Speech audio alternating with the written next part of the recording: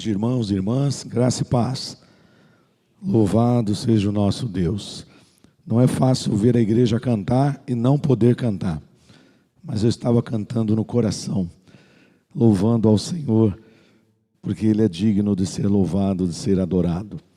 Quero convidar a igreja a que abra a palavra do Senhor nessa noite no Evangelho segundo Marcos, capítulo 5, e leremos dos versos 21 até o versículo de número 43. Que Deus abençoe também irmãos e irmãs que nos acompanham pela transmissão do canal do YouTube na nossa igreja.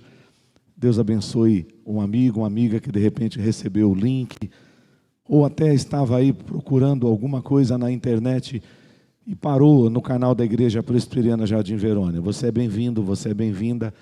Que Deus fale ao seu coração nessa noite, como dos irmãos e irmãs presentes aqui. Faremos essa leitura em conjunto, e eu já combinei com o nosso irmão Anderson, ele estará puxando a leitura no microfone, mas toda a igreja lerá esse texto em alto e bom som, e prestando atenção na narrativa que Marcos nos apresenta desse fato, que está aqui no capítulo 5, dos versos 21 a 43. Podemos, irmãos, então, vamos ouvir a leitura da palavra de Deus, toda a igreja acompanhando juntamente o nosso irmão Anderson.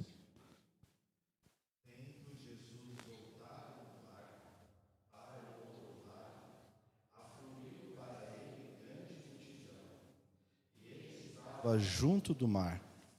Eis que se chegou a ele um dos principais da sinagoga, chamado Jairo, e vendo, prostrou-se a seus pés, e insistentemente lhe suplicou: minha filhinha está à morte, vem, impõe as mãos sobre ela, para que seja salva e viverá. Grande multidão o seguia, comprimindo. Aconteceu que certa mulher, que havia 12 anos, vinha sofrendo de uma hemorragia, e muito padecera à mão de vários médicos, tendo despendido tudo quanto possuía, sem contudo nada aproveitar, antes pelo contrário, indo a pior, tendo ouvido a fama de Jesus, vindo por trás dele, por entre a multidão, tocou-lhe a veste, porque dizia: se eu apenas lhe tocar as vestes, ficarei curada. E logo se lhe estancou a hemorragia, e sentiu no corpo estar curada de seu flagelo.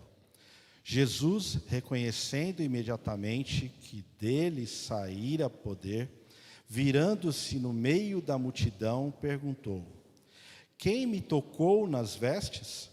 Responderam-lhe seus discípulos: vês que multidão te aperta e dizes: quem me tocou? Ele, porém, olhava ao redor para ver quem fizera isto. Então a mulher, atemorizada e tremendo, conscia que nela se operara, veio, prostrou-se diante dele e declarou-lhe toda a verdade. E ele lhe disse: filha, a tua fé te salvou. Vai-te em paz e fica livre do teu mal. Falava ele ainda quando chegaram alguns da casa do chefe da sinagoga, a quem disseram: tua filha já morreu, por que ainda incomodas o mestre?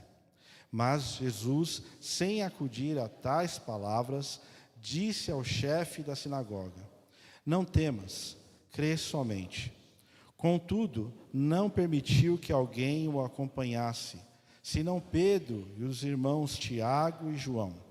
Chegando à casa do chefe da sinagoga, viu Jesus o alvoroço, os que choravam e os que pranteavam muito.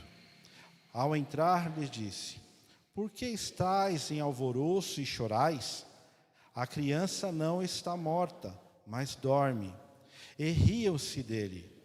Tendo ele, porém, mandado sair a todos, tomou o pai e a mãe da criança e os que vieram com ele, e entrou onde ele estava. Tomando-a pela mão, disse: Talita, cumi, que quer dizer, menina, eu te mando, levanta-te.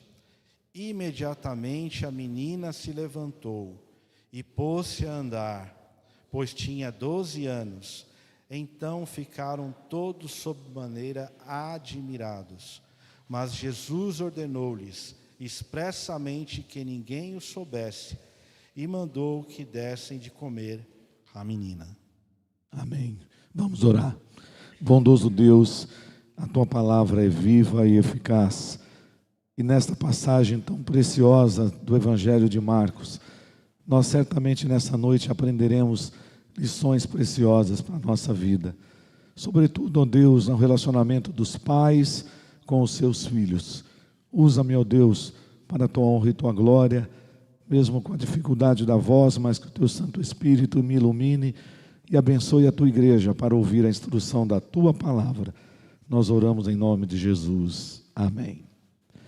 Você que é pai, você que é mãe, eu imagino que se um dos seus filhos, ou seu único filho, ou sua única filha, ficar doente, você larga tudo para socorrê-los, não é verdade? Por mais que você esteja com uma agenda lotada, ocupada, quando o telefone toca, quando uma mensagem chega de uma criança, de um filho que está na escolinha dizendo, olha, vem buscar o seu filho porque ele está com febre. Vem buscar a sua filha porque ele não está passando bem. Eu creio que nessa semana, uma família em particular aqui da nossa igreja viveu isso. Certamente o presbítero Marcos e a irmã Cícera tiveram que mudar a agenda. Tiveram que voltar para casa para acompanhar a Camila no hospital. Mas ela está aqui conosco nessa noite. Louvado seja Deus. Talvez você já tenha vivido isso. Eu e a Rosângela já vivemos isso. Às vezes temos que sair de madrugada. Temos que levar os filhos naquele desespero. Vi também semana passada o Isaías e a Adriana correndo com o Ian. E é difícil. Você que é pai, você que é mãe, você passa por isso. Mas imagine agora, quando você tem um outro problema, que não é só saúde. O caso do texto aqui fica bem claro que era uma questão física no primeiro momento. Nos dois casos, melhor dizendo. Mas há uma outra questão que deveria mover o coração dos pais. Assim como você deixa tudo para socorrer o seu filho e a sua filha quando ele está doente. Você tem a mesma vontade, a mesma iniciativa de deixar tudo para correr em direção ao seu filho e à sua filha, quando você sabe que ele está correndo sério risco de vida. E eu não estou mais falando de vida biológica, mas da vida espiritual dele. Você tem plena consciência do risco que o seu filho e a sua filha está correndo neste mundo? Eu sei, como eu disse há pouco, nós largamos tudo.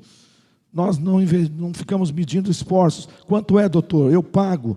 Quanto é a consulta? Eu pago. Quanto é o remédio? Eu pago. É claro que alguns, infelizmente, não podem e se desesperam ainda mais. Mas você tem a mesma disposição, o mesmo zelo, quando você tem um filho ou uma filha que está enfermo na alma, que está distante dos caminhos do Senhor, que se afastou do aprisco. Um filho, uma filha, um filho pródigo, uma filha pródiga. Você tem a mesma iniciativa? Você tem a mesma disposição? Essa passagem nos mostra um pai que está aflito. E algo que me chama a atenção é que normalmente talvez nós esperaríamos a mãe aqui correndo, porque normalmente a mãe vai na frente. Mas o texto diz que Jairo, um dos líderes da sinagoga, possivelmente ali em Cafarnaum, ele vai até Jesus, ele clama, e o texto deixa bem claro para nós, quando vemos aqui o versículo 22, eis que se chegou a ele um dos principais da sinagoga, não era qualquer um, era um homem de posição importante na sinagoga, e agora a posição de Jairo fica em segundo plano, o título que ele ocupa, o status que ele tem naquela sinagoga, porque há um assunto urgente no coração dele, a sua filhinha única. E o texto diz que ele então vai até Jesus, e ele reconhece Jesus, porque o seu gesto, a sua atitude, não é simplesmente que ele foi procurar um curandeiro, Jairo não foi buscar cura física tão somente para sua filha. Ele não foi atrás de um curandeiro, de um benzedor. Ele foi atrás de um salvador para sua filhinha. E o texto diz aí para nós que quando ele chega até Jesus, ele se prostra aos seus pés. Quando você se prostra aos pés de Jesus, a ideia é que você se rende. É como se você dissesse: Senhor, eu já fiz tudo o que estava ao meu alcance.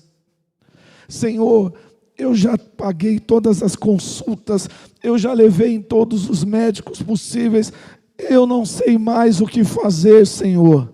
Salva minha filha. Foi isso que ele fez. E ele ainda de forma carinhosa, ele diz aí no verso 23, e insistentemente lhe suplicou: a minha filhinha está à morte. A minha filhinha do coração está morrendo. 12 anos de idade, entrando na adolescência. Jesus, por favor, Jesus, entra comigo na minha casa. Jesus, me socorre. O clamor de um pai aflito. Talvez você esteja passando por isso nessa noite. Seus filhos vão bem? Eu sei que a salvação é individual. Quem esteve ontem aqui já foi edificado na palavra com a mensagem que o reverendo Rafael Sena nos trouxe, num dos salmos que lemos nessa noite, o Salmo 128. Irmãos, conversávamos um pouco hoje, até com o nosso filho mais novo, sobre isso, e ele disse, para a glória de Deus, né? Eu quero dizer isso aqui, eu e a Rosângela sabemos que ela gosta de falar isso, porque é verdade. Se os nossos filhos estão nos caminhos do Senhor, é graça e misericórdia, não é mérito nosso. Eu conheço colegas pastores que têm lutado com filhos que se afastaram do Evangelho, choram, sofrem, não é fácil. Até na casa de um pastor pode acontecer problemas. Então eu sou grato a Deus pelos meus filhos estarem nos caminhos do Senhor.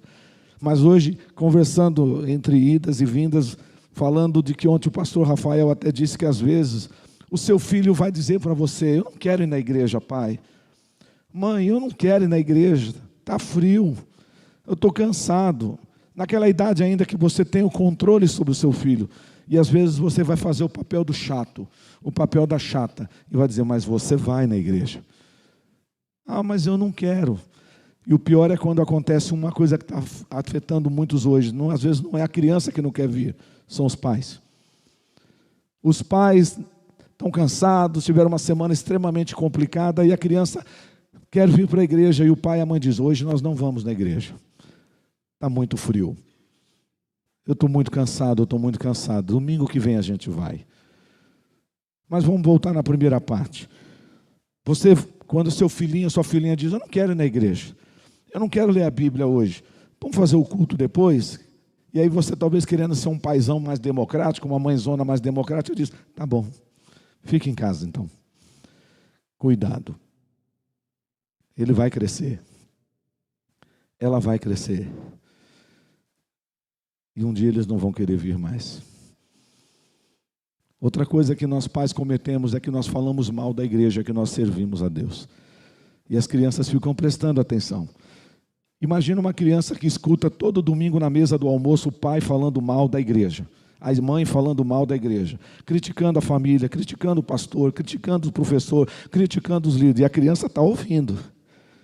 E depois você diz: a igreja é tão bom, né, filhinho? Aí um dia ele diz: eu não quero mais naquela igreja não, pai. O senhor só fala mal dela. O senhor diz que naquela igreja só tem falso. Você tem feito que papel diante do seu filho? O texto diz que Jairo foi no lugar certo. No momento de desespero, no momento de angústia, no momento de dor, era sua única filha. Não sei se ele teve outros filhos depois, mas o texto diz que aquela era a única filha. Já tinha 12 anos. Essa menina estava enferma. O texto não diz qual era a natureza da sua enfermidade, mas era grave, porque ela está à beira da morte. Os recursos eram outros na época. Não está no hospital, não está numa clínica, está em casa. Certamente os pais fizeram tudo o que puderam para ajudar sua filhinha. Ele foi no endereço certo. E a primeira coisa que eu quero mostrar para você nessa noite, pai e mãe, que se preocupa com a saúde do seu filho e deve se preocupar, que se preocupa com a educação do seu filho e deve se preocupar, que se preocupa com a carreira do seu filho e deve se preocupar, mas que deve se preocupar muito mais com a vida espiritual do seu filho. Muito mais com os destinos espirituais da alma do seu filho. Pode acontecer? Pode. Eu preciso dizer isso com tristeza. Às vezes você, pai e mãe, pode ter ensinado, educado, instruído, e ele pode chegar num determinado momento da idade da razão e dizer: eu não quero. Eu imagino a dor que deve ser para um pai e para uma mãe ouvir isso. Isso pode acontecer.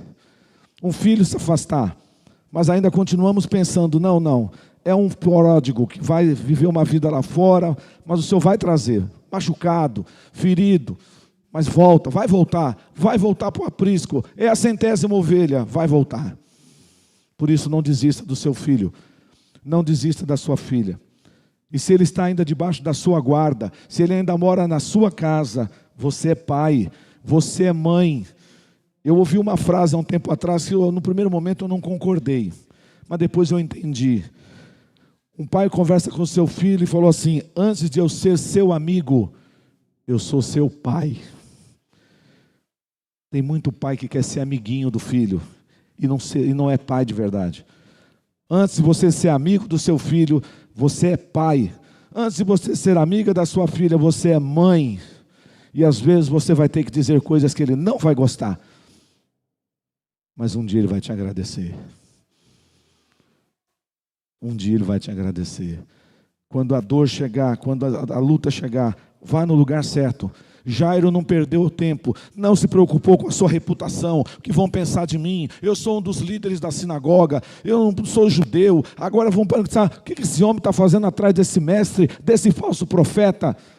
Ele sabia que Jesus podia resolver o problema dele, e ele foi até Jesus. Clamor, o clamor da fé. E o louvado seja Deus, irmãos. O que está aí no versículo 24? Eu queria que vocês lessem comigo o versículo 24. Vamos ler? É pequenininho. Vamos ler, igreja.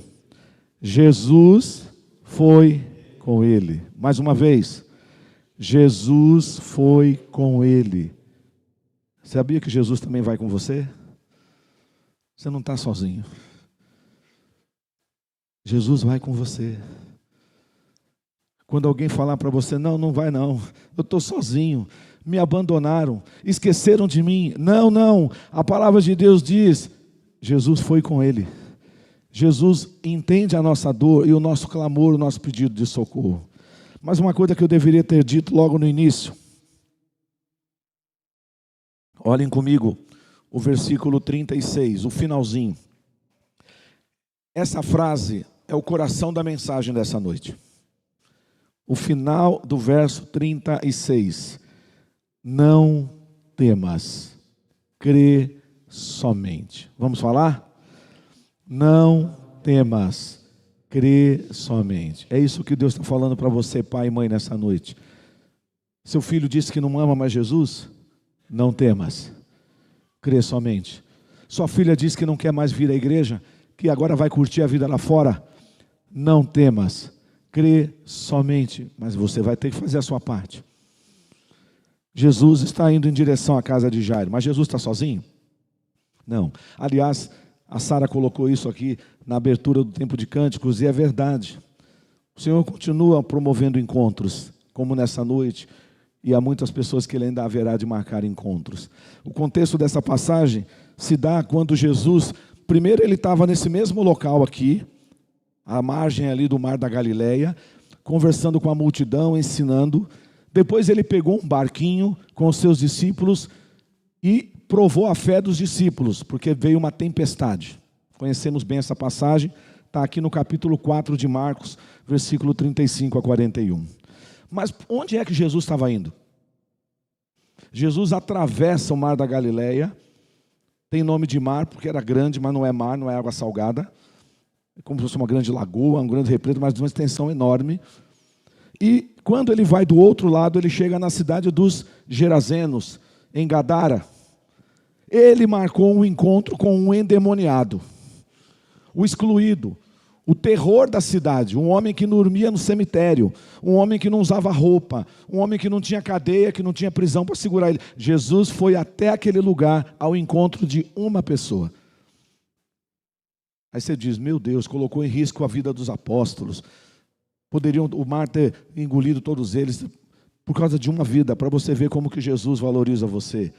Não porque você tem algum valor em você mesmo, mas é graça e a misericórdia de Deus que é superabundante.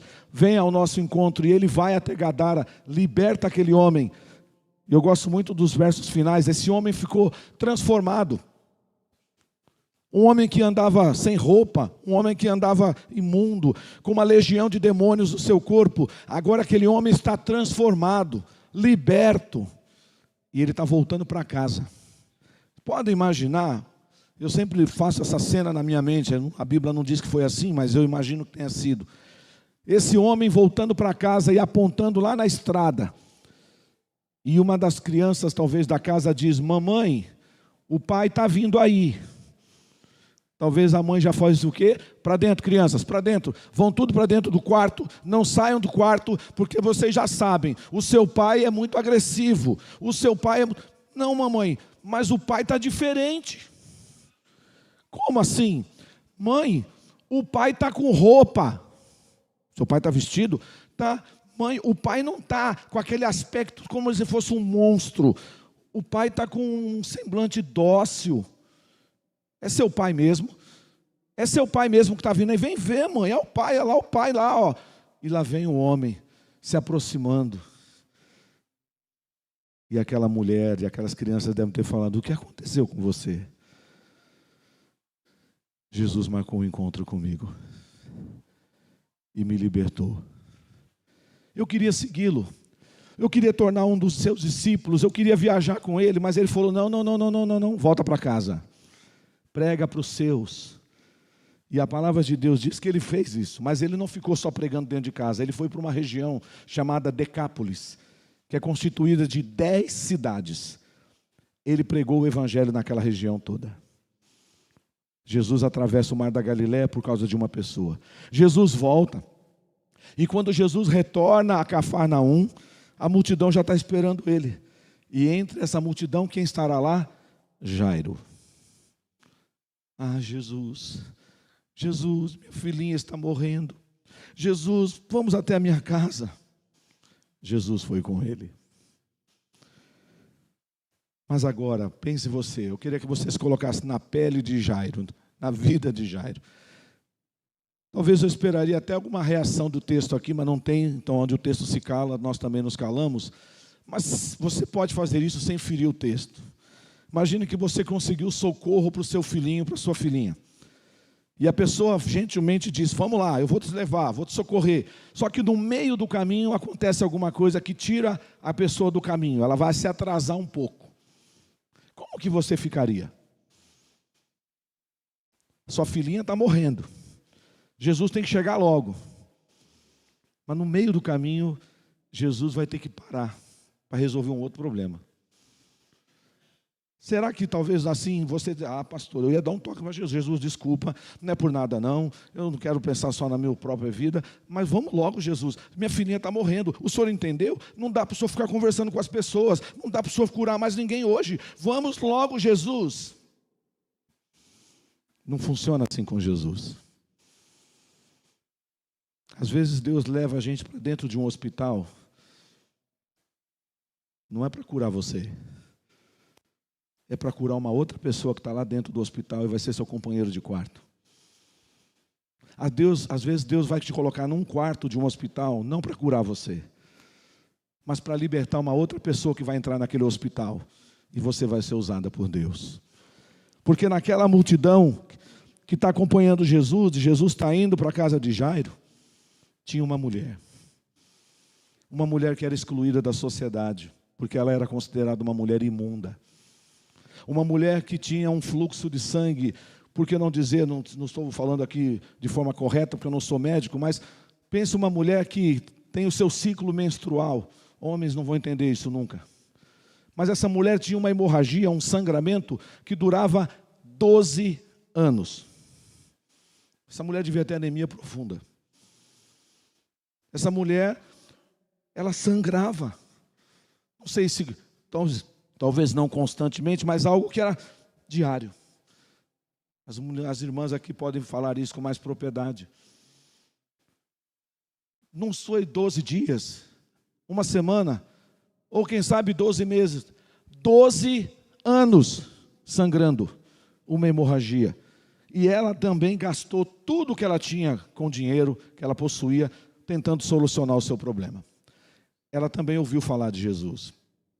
E esse é outro texto que é perigoso, porque dá a impressão que a iniciativa foi dela, ela é que decidiu, mas lembrem-se, irmãos, por trás de toda essa história, há aquele que sabe de todas as coisas. Vocês acham que Jesus não sabia que aquela mulher estava ali?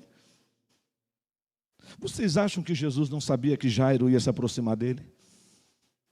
Você acha que Jesus não sabia que você viria aqui hoje nessa igreja? Ou foi você que achou? Não, eu vou.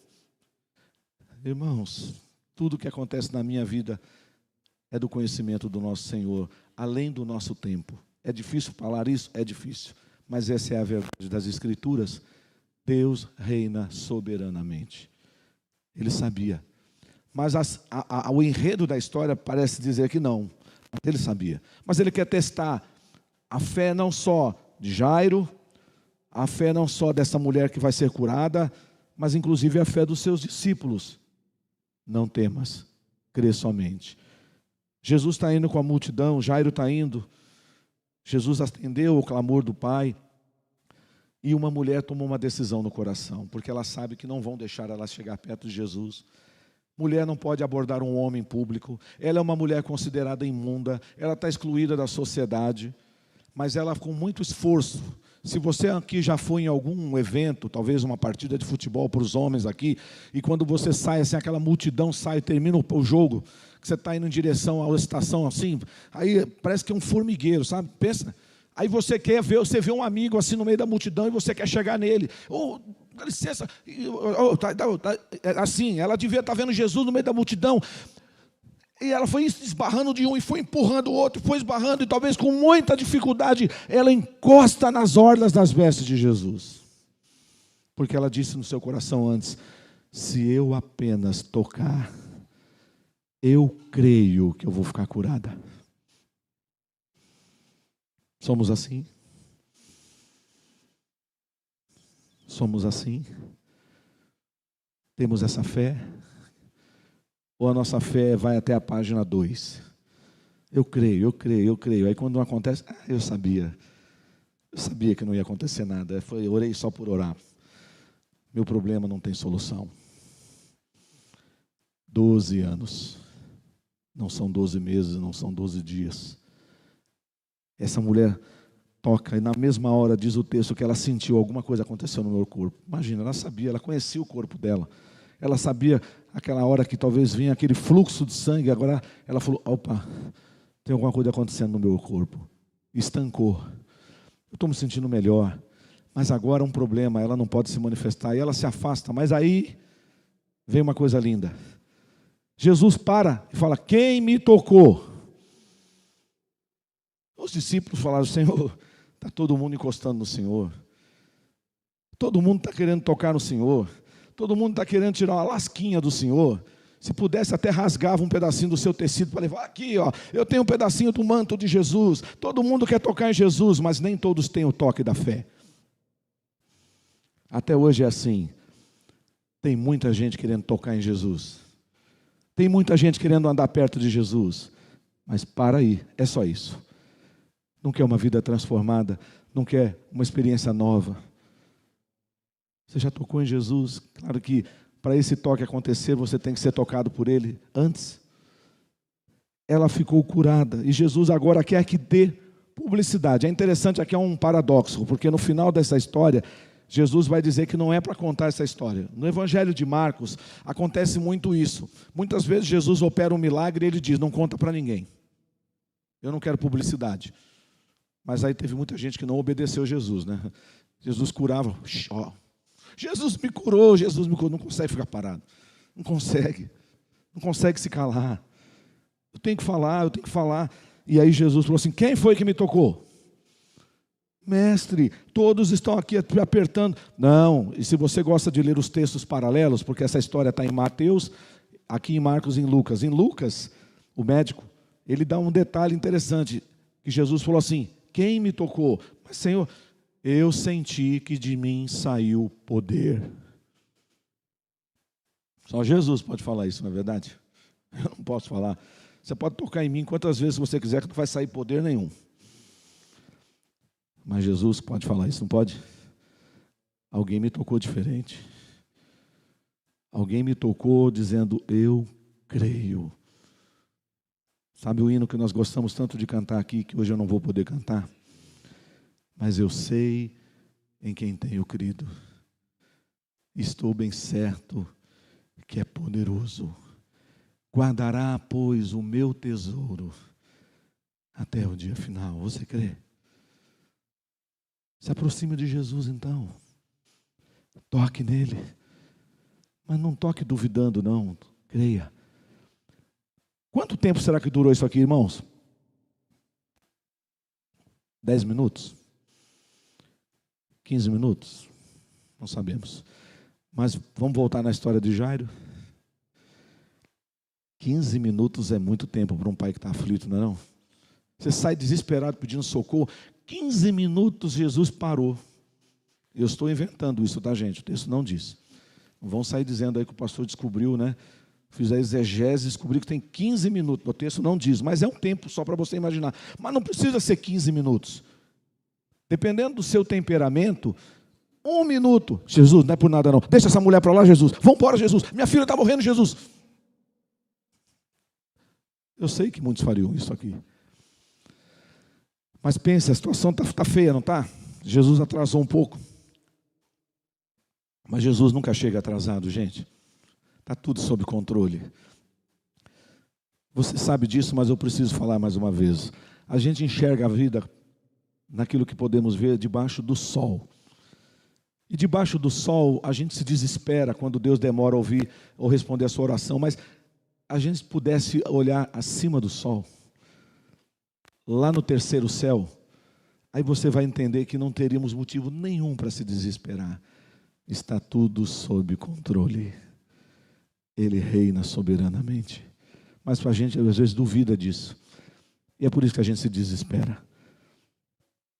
Jesus continua indo para a casa de Jairo, mas agora, o que o texto vai nos informar? Versículo 35. Falava ele ainda, quando chegaram alguns da casa do chefe da sinagoga, a quem disseram, tua filha já morreu. E agora? Puxa vida, Jesus. O senhor chegou tarde, Jesus. Puxa, por que tinha que aparecer essa mulher no meio do caminho? Talvez desse tempo. Talvez Jesus tivesse chegado na porta da minha casa e já estendido a mão, falado uma palavra. Mas essa mulher, tanto dia para querer ser curada por Jesus, bem hoje, no dia da cura da minha filha. Nós somos egoístas, viu, irmãos? Nós somos egoístas. Às vezes nós oramos por nossos filhos, mas não oramos pelos filhos dos outros. Nós oramos pela nossa cura, mas não oramos pela cura dos outros.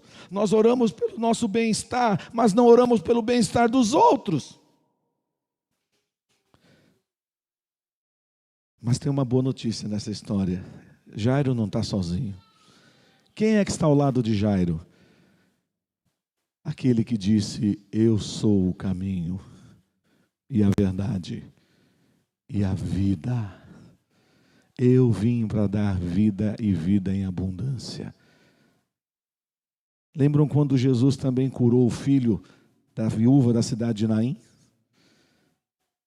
A mãe está levando o filho para o cemitério, filho único. O marido já morreu, ela estava agora levando o filho. E Jesus está entrando na cidade. Ali há um choque. A morte encontrou com a vida. Jesus olhou para a mãe daquele menino, daquele jovem e disse, não chores. Tocou o caixão e o menino ressuscitou. Porque Jesus é a vida. E é por isso que Jesus pode falar para aquela família, para aquele pai: Jairo, não acuda a estas palavras, nada de velório, nada de funerária, não temas, crê somente. Todas as histórias são assim? Não. Às vezes nós vamos ouvir histórias de pais que vão chorar a morte de um filho, de uma filha. Mas isso não diminui a história que nós estamos meditando nessa noite. Nesse caso, o Senhor aprove, quis, foi do seu agrado, da sua vontade, testar a fé de Jairo, ver o milagre sendo operado na vida daquela mulher que tocou em suas vestes pela fé, mas ela só fez isso porque ela foi movida por Deus. A gente não toca em Jesus se Ele não tocar primeiro em nós. A gente não dá um passo na direção de Jesus se Ele não tocar no meu coração primeiro. E eu creio que Ele fez isso nessa história. Mas agora, irmãos, vem a palavra que eu disse que é o coração da mensagem nessa noite. Não temas. Imagina Jairo ouvindo essas palavras: mas Senhor, eu sei, Senhor, eu creio, Senhor, mas os meus amigos aqui estão falando que a minha filha morreu. Não temas, Jairo. Vamos embora, Jairo. Vamos para sua casa, Jairo. Vamos para sua casa, Jairo. Creia somente. Creia, Jairo. Creia. Vamos para sua casa. Não temas. Não temas. Você precisa ouvir essa palavra de vez em quando. Deus às vezes vai levantar um de nós aqui. De vez em quando a gente precisa tomar um chacoalhão, sabia? De vez em quando vem um irmão, uma pessoa com quem você tem mais liberdade, e o irmão te dá um chacoalhão e diz assim: ó, creia, o Senhor é contigo, vamos glorificar a Deus juntos. Se morrer, o Senhor vai dar, o Senhor tirou. Se curar, nós vamos glorificar. Mas blasfemar não. Blasfemar não. E o texto segue. Chegaram na casa. E era comum naquela época, gente, além dos parentes, dos amigos, eles contratarem pessoas para chorar no velório. As carpideiras, né? Não sei se no Brasil existe isso ainda, mas há um tempo atrás existia. Profissionais do choro. E chora mesmo, gente. Chora assim de cair lágrima. Podia trabalhar em qualquer novela mexicana, né? Chora, mas chora. Só que aí Jesus viu todo aquele alvoroço e só levou, Jesus levou quem? Pedro, Tiago e João. E Jairo. O restante ficou. A multidão agora não vai mais acompanhar. Para aí. Entra na casa, vê aquele cenário. E Jesus, o que está acontecendo aqui? Por que está todo mundo chorando? A menina não morreu. Ela está dormindo. Aí começaram, as choronas, os chorões de plantão começaram a rir. Parece que ele tinha contado uma piada. Jesus é o único que pode falar para alguém que de verdade estava morto, que não está morto, que dorme. Jesus pode falar isso. Não morreu não, só está dormindo. Mas essa palavra de Jesus, ela é mais profunda do que o nosso dormir daqui a algumas horas que teremos hoje. Porque quando você dorme, a sua alma não sai do seu corpo, sai? Volta só amanhã, quando você colocar o celular para despertar. Não, a alma dessa menina saiu do corpo dela, o espírito saiu. Havia ali sim constatado um óbito, uma morte. Mas o autor da vida está presente. E é interessante que aquele que já declarou no João capítulo 11, eu sou a ressurreição e a vida. Eu sou a ressurreição e a vida. Jesus também disse isso para Marta. Não temas, creia somente. Agora ele está lá, entra o pai e a mãe. Não sabemos o nome da mãe, mas o casal entra no quarto. Pedro, Tiago e João. E Jesus se dirige àquela menina de 12 anos e diz: Talita cumi. Menina, levanta-te. E a menina ficou sentada. Começou a andar no lugar que ela estava. Jesus disse: dá comida para essa menina, para ela se fortalecer. E ela foi devolvida aos seus pais. Quantos pais aqui estão orando pelos seus filhos? Eu sei que se o seu filho ficar doente e precisar de um socorro, você larga tudo. Você sai correndo. você cancela compromissos, você muda seus planos, porque afinal de contas, é seu filho, é sua filha que está enferma, não está enferma. Mas e a alma dele? Isso não te preocupa? A vida espiritual deles. Eu não quero ferir ninguém aqui nessa noite, mas quero me dirigir talvez a alguns pais que os filhos não estão aqui. Onde está seu filho? Onde está sua filha? Você sabe? Você pode dizer agora, eu sei onde meu filho está. Pode ser que ele não congregue nessa igreja, mas você sabe onde está seu filho e sua filha? E mesmo os que estão na igreja? Porque não se iluda, viu? Faça o seu papel, às vezes vai trazer a contragosto, como meu filho falou hoje.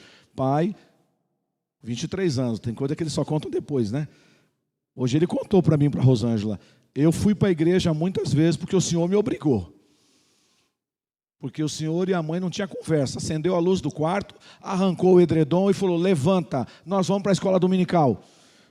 Mas eu não queria ir, pai, eu fui com raiva. Eu fui sem vontade.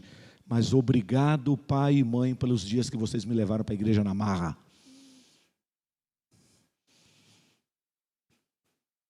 Talvez você passou por essa fase já. Você largaria tudo agora para correr em direção ao seu filho e à sua filha?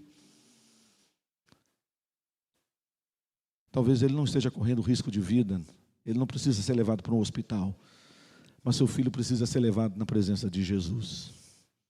E você já pode fazer isso, mesmo que ele não saiba. Você já pode levar seu filho para Jesus, sua filha para Jesus, mesmo que ela não saiba. Dobre o seu joelho e clame ao Senhor.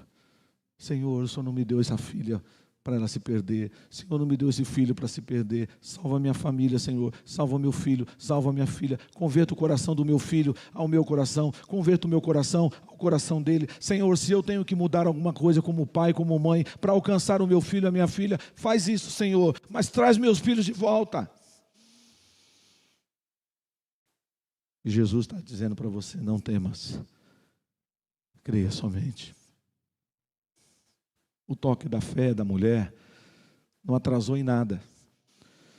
E o curioso é que tem algumas coisas que eu preciso dizer fechando aqui. Os religiosos da época ficaram assustados com essa história, sabe por quê? Porque Jesus, sendo quem ele era, o maior de todos os sacerdotes, os ofícios do Antigo Testamento todos se cumprem nele, ele é o verdadeiro profeta, ele é o verdadeiro rei, ele é o sumo sacerdote segundo a ordem de Melquisedeque. Segundo a lei levítica, um sacerdote não pode tocar em morto.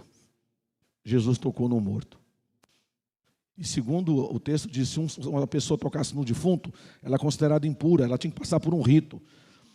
Se Jesus tocasse numa mulher de fluxo de sangue, conforme está no Antigo Testamento, Jesus era considerado imundo. Jesus não quer saber disso. Jesus veio ao encontro dos feridos. Jesus veio buscar o perdido. Jesus veio ao encontro dos doentes. E ele toca na mulher. Ele deixa ser tocado. Ele expõe as mãos sobre a menina, porque ele não está preocupado com isso. Porque acontece uma coisa diferente com Jesus. Só com ele. Conforme a lei judaica, quem tocasse no morto, quem tocasse numa mulher de fluxo de sangue, era considerado impuro. É como se passasse a impureza para ele. No caso de Jesus é o contrário. Jesus se aproxima de um impuro e quando ele toca, a pureza de Jesus vai para ele. A pureza de Jesus vai para ela. Ele transforma. Ele fez isso com você um dia. Ele fez isso comigo um dia. Mas a pergunta que não quer calar. Seu filho vai bem? Sua filha está bem? Ah, pastor, pode ser que eu tenha errado. Pode ser que eu tenha sido negligente no meu papel de pai, de mãe. Não tenha feito tudo o que eu deveria fazer como pai e mãe, mas a minha filha não está aqui. O meu filho não está aqui. Ele não quer mais saber de Jesus. A gente até começa a conversar esse assunto e diz, vamos mudar de assunto? Toda vez que eu venho aqui, você só quer falar de Deus para mim? Sabe? Pais que não podem falar para o seu próprio filho, para a sua própria filha de Jesus, porque eu não vou vir mais aqui. Toda vez que eu venho aqui, você só quer falar de Deus. Porque o pai e a mãe estão preocupados. E às vezes os filhos não vão poder fazer isso, mas você pode fechar a porta do teu quarto e orar em secreto. Talvez o seu filho não verá isso. Eu já contei isso e sempre vou contar, porque aquilo que Deus me deu experiência para viver é digno disso. Eu espero que você veja os seus filhos voltando para o aprisco do Jesus em vida ainda. Mas se isso não acontecer, e Deus te levar antes, as suas orações não serão anuladas. As suas orações não serão anuladas. Eu vi uma senhora, Dona Bem-vinda, mãe do Rubens, um homem enorme. Ela era a mãe dele, o único filho. Ele se perdeu, saiu da igreja na adolescência, viveu uma vida totalmente dissoluta. E ela falou: pastor, o que eu mais quero é meu filho de volta na casa de Deus. Marcava culto na casa dela, no dia do aniversário dela, uma senhora de mais de 80 anos, no dia do aniversário ele ia, participava do culto, conhecia os cânticos, os hinos, abraçava a mãezinha, ela chorava, e ela falava: ele sabe o presente que eu quero. Ela falava no culto: ele sabe o presente que eu quero ganhar dele de aniversário, eu quero que ele volte para Jesus. E ele se emocionava, abraçava e ia embora. Deus levou a Dona Bem-vinda. Ele chorou muito naquele velório. 15 dias depois ele marcou um atendimento comigo no gabinete e falou: pastor, hoje eu vou fazer aquilo que a minha mãe tanto orou por mim. Eu vim me entregar para Jesus. Na hora ele até falou algo que eu não levei em conta. Ele falou assim: ela está vendo? Ela está vendo? Ela está vendo o que eu estou fazendo? Eu não quis dar lição de moral, eu corrigi a teologia dele ali. Falei assim: meu querido, isso não é o mais importante. Mas a Bíblia diz que há festa no céu por um pecador que se arrepende. Está tendo festa no céu. E se a sua mãe está no céu, ela está participando da festa. Um filho voltou para casa. Quantos Jairos nós temos aqui nessa noite? Que largam tudo para salvar uma filhinha que está doente.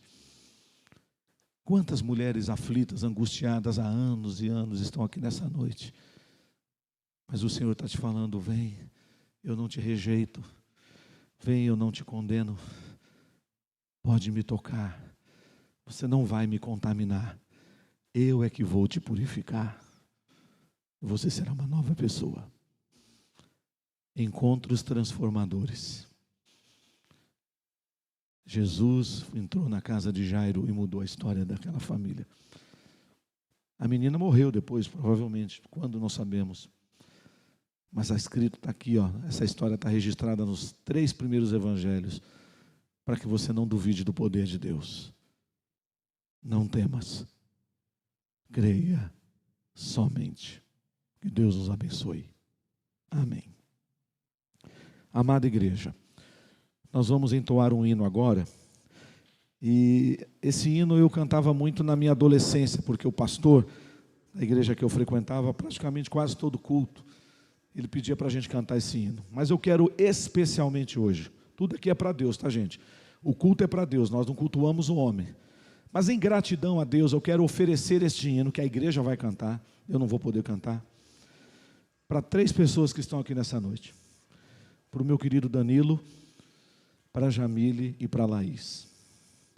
E depois que nós cantarmos o hino, eu vou chamá-los aqui na frente para orar com eles. Deus nos presenteou com esses irmãos por alguns meses, semanas, anos. Mas eles estão voltando para casa, para Belém do Pará. Se Deus trouxerem eles de novo, eles já sabem para onde eles têm que vir, né? Se eles passarem perto aqui e forem para outro lugar, a gente corre atrás, aí a gente vai lá. Esse hino tem um título: Despedida. Mas esse hino fala assim: Deus vos guarde. E tem uma promessa nesse hino: Danilo, Jamile e Laís. Na igreja militante, a gente chega e sai. Tem chegadas e partidas, mas na igreja triunfante não existe despedida. A gente vai viver eternamente juntos.